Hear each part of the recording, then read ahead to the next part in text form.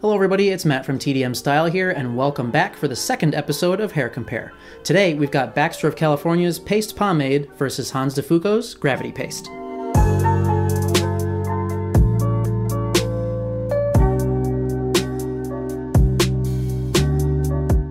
So in this video we're going to be pitting these two products against each other in a number of categories and awarding points to a winner for each one. At the end, we'll see who comes out the victor in terms of pure points, as well as my overall thoughts on both products. Now, since some of these point categories are arguably less important than others, I thought that I would split them into two main categories this time. So first, we're going to be looking at aesthetics, so things like packaging, scent, and price. And then we'll be moving on to the larger and more important performance category for things like ingredients, texture and application, finish, hold, reworkability, and washability. So we'll take a look at the aesthetics first, so we'll move right into packaging. With Gravity Paste, we've got that typical Hanz de Fuko look with the frosted plastic jar with a silver lid. Versus the Baxter Paste Pomade, this is in Baxter's classic 2-ounce glass jar with a black lid. So both jars are the same size, coming in at 2 ounces, but I think the point for packaging is going to go to Baxter of California because I really like the glass jar. It's got a nice weight to it, it's much more minimalistic, and I think it just feels more like a premium product and looks better on a shelf. Next up in the aesthetics category is scent. So looking at the Gravity Paste first, this is just extremely minty. I mean, it just smells like toothpaste, and it's pretty strong. I mean, you don't really smell it that much once you've worked it into the hair, but just right up front, as soon as you open that lid and as you're working it in, it really smells like you're putting toothpaste in your hair. Versus the Baxter Paste Pomade, which has a much lighter scent. The first thing that I get is kind of a peach type of scent, but it's also a little bit earthy.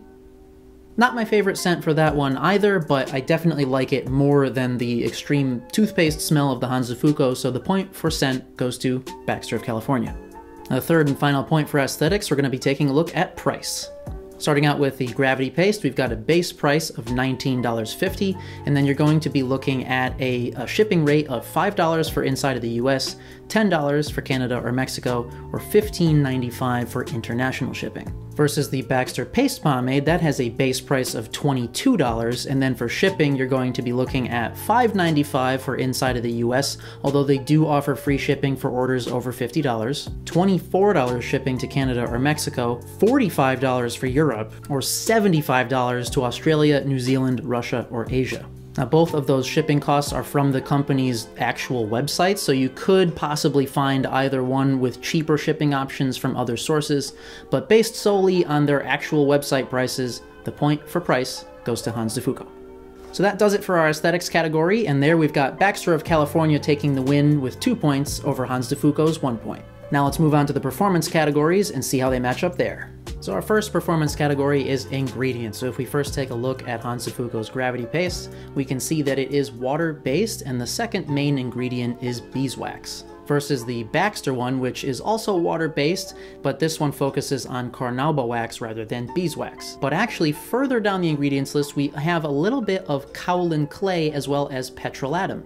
So with the base ingredients, these are almost a draw since they are both water and wax based, but I think the Baxter Paste Pomade just edges out Hanz de Fuko since they have that kaolin and petrolatum in there, which basically mean that this product is going to lend itself to be a little bit more moisturizing for your hair and probably have a little bit more reworkability.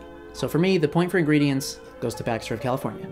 Next, let's take a look at texture and application. The Gravity Paste is very lightweight, scoops out of the jar very easily, and breaks down pretty easily in the hands, but you will notice that as you're breaking it down, it becomes very tacky very quickly. Now, putting this into damp hair as a pre-styler is no problem, goes in quite smoothly. You definitely have to wash your hands after, as they are going to become quite sticky, but then blow drying it is pretty simple. It doesn't really stick too much. However, applying this into dry hair, I found actually ripped a number of hairs out of my head, so I don't know if you can see that here, but I tried to show how many hairs were stuck to my hand afterward. Versus the Baxter Paste Pomade, now this doesn't feel quite as lightweight coming right out of the jar. It does feel a little bit more dense and creamy.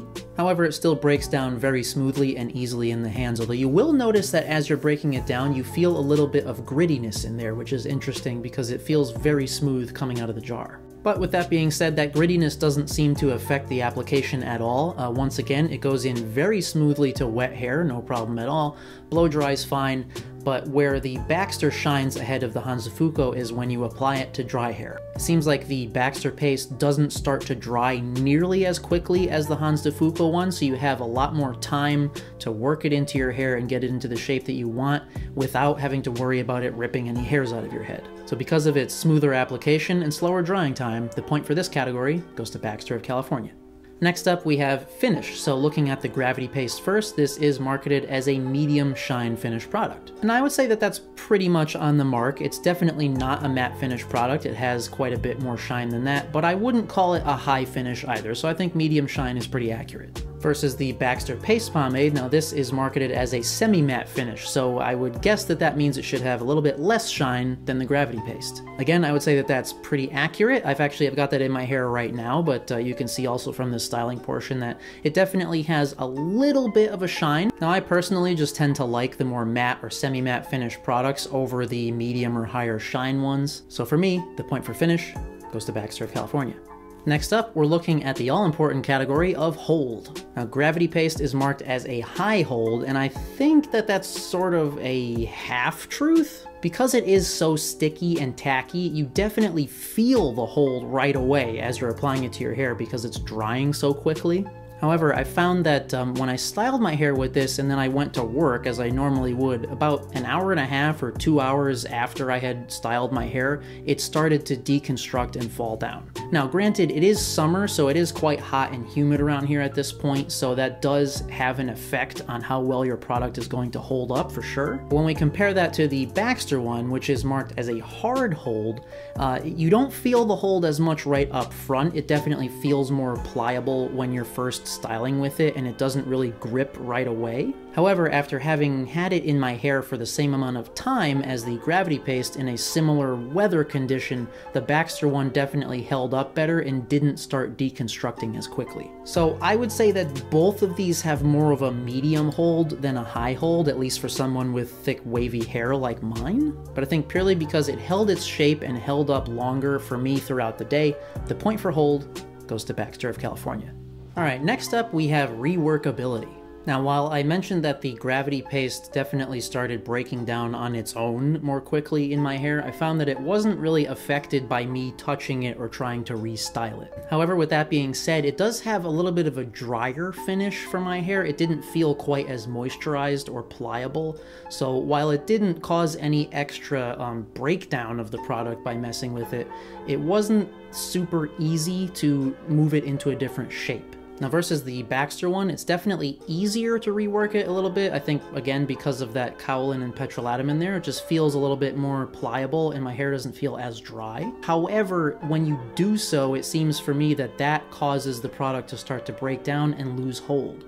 So neither of these products have super great reworkability, at least for my personal hair type. So this category is a draw. And last but not least, we have washability. So how easy is it to wash these things out of your hair? Now with both of these being water-based, they do mostly come out with water alone. I have found that with both, to get them totally out of my hair, I did still need a shampoo. But with that in mind, I had really zero issues washing either one out of my hair, so this category is also a draw. Alright, so looking at the total points for the performance categories, we've got Baxter of California with 5 points versus Hanz Fuko's 2 points. So Baxter really cleaned up shop today, winning both the aesthetics and performance categories. And as far as my final thoughts on both products, I definitely much prefer the Paste Pomade over the Gravity Paste. I wouldn't necessarily say that this is a bad product per se, but at least for someone with thicker, coarser hair like mine, I would avoid this and I would not be sad if I never used this again. But with all that in mind, I wouldn't say that this would be my go-to product either. I'm definitely more a fan of clays, as they just seem to hold up and work better in general with my hair. But I do think if you're in the market for a paste to use as a pre-styler, this one works very well. So that about does it for today's episode of Hair Compare. If you guys have other similar products that you'd like to see me pit against each other in the next episode, please do leave them in a comment down below. Please stay tuned for plenty more content coming very soon, and as always, thanks so much for coming by and watching, and we'll see you at the next one.